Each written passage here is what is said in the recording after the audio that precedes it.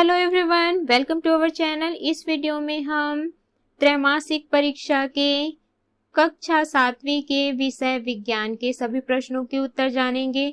उससे पहले अगर आपने हमारे चैनल को अभी तक सब्सक्राइब नहीं किया है तो जल्दी से सब्सक्राइब कर लें और इस वीडियो को लाइक कर अपने दोस्तों को शेयर करना बिल्कुल ना भूलें। तो हमारा सबसे पहला प्रश्न है, जल चक्र है, तो इसका सही उत्तर है वाष्पन एवं संघनन की प्रक्रिया। दूसरा है, जीव जगत के संगठन का सबसे निम्न स्तर है, तो इसका उत्तर है स कोशिकाएं। तीसरा है, ठोस में ऊष्मा का संचरण निम्न प्रक्रिया से होता है, तो इसका उत्तर है चालन। अगला है प्रश्न चौथा, जीवन की मूल आवश्यकता नहीं है, तो इसका उत्तर है द कपड़ा। पांचवा है, अम्ल एवं क्षार की क्रिया द्वारा लवण बनने की क्रिया है, इसका उत्तर है उदासीनीकरण। अगला है प्रश्न छठवां, आसूत जल है वर्षा जल। अगला है अति लघु उत्तरी प्रश्न। प्रश्न सातवां, दीवारों पर उगे पीपल के पौधे को खनिज लवण तथा पानी कहाँ से प्राप्त होता है, तो इसका उत्तर है दीवारों पर उगे पीपल के पौधों को खनिज लवण तथा पानी वातावरण में उपस्थित आर्द्रता से प्राप्त होती है।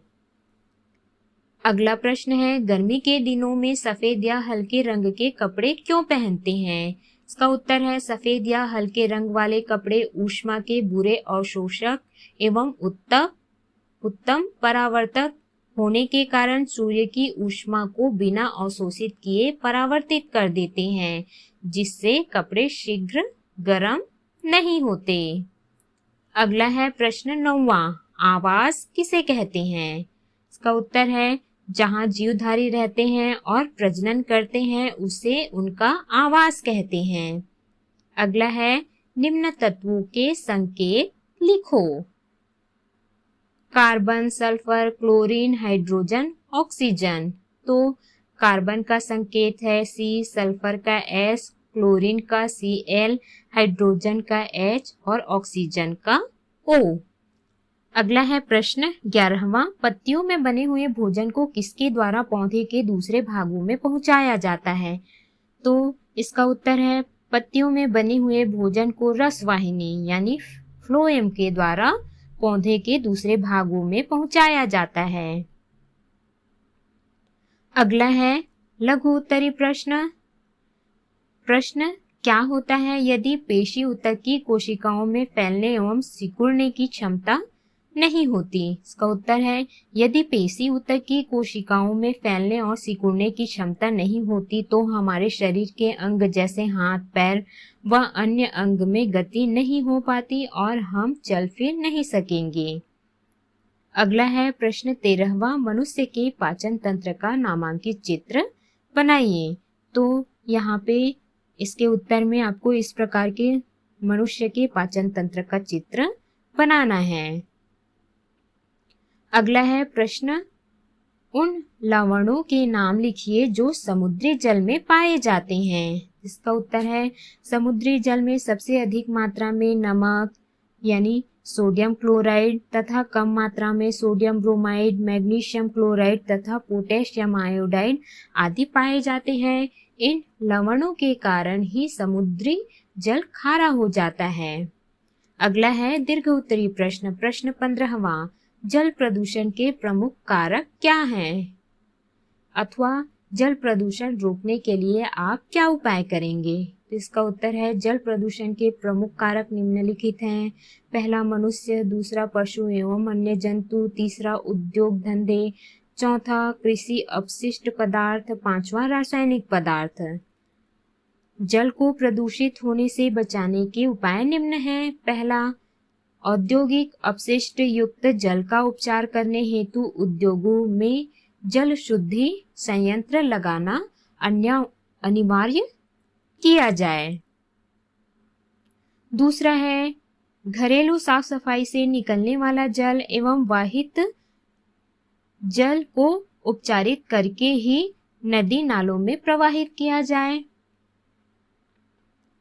तीसरा है हानिकारक कीटनाशकों का नियंत्रित उपयोग किया जाए, उनके अधिक उपयोग पर प्रतिबंध लगाया जाए।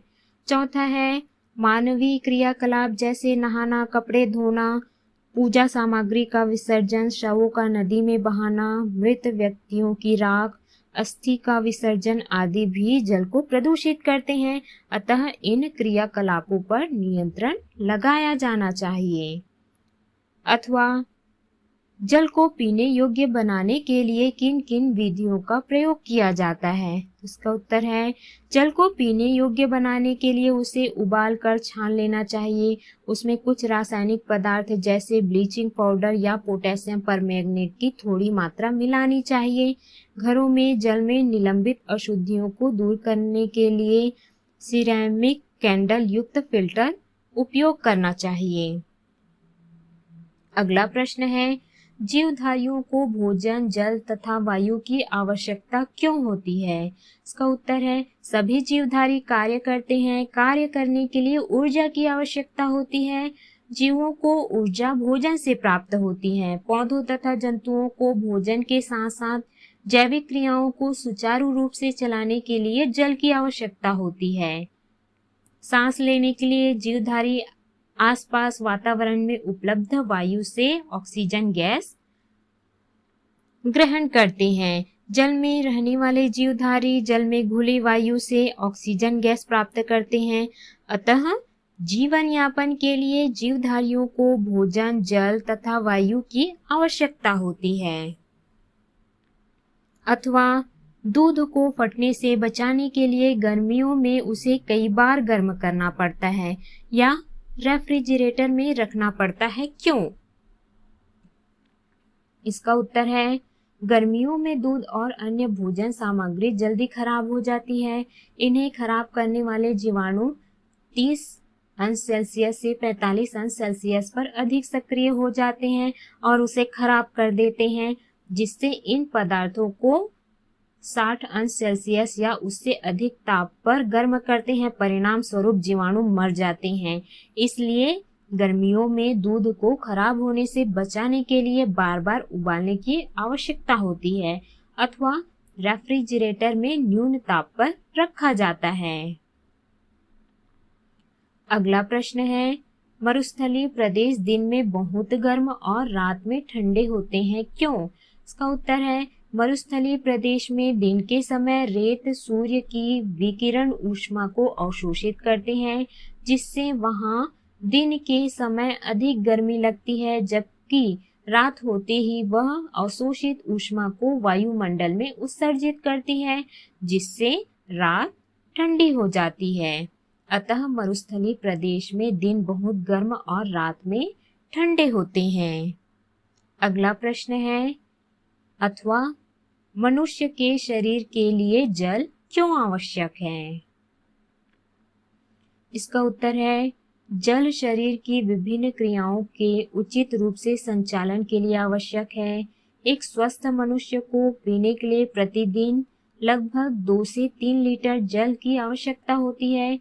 जल आमाशय में भोजन को पचाने में तथा पचे हुए भोजन के अवशोषण एवं शरीर में उसके संवहन के लिए आवश्यक है। जल हमारे शरीर के ताप को भी नियंत्रित रखता है। साथ ही मूत्र एवं पसीने के रूप में निष्कासित जल की पूर्ति हेतु मनुष्य के शरीर के लिए जल आवश्यक है।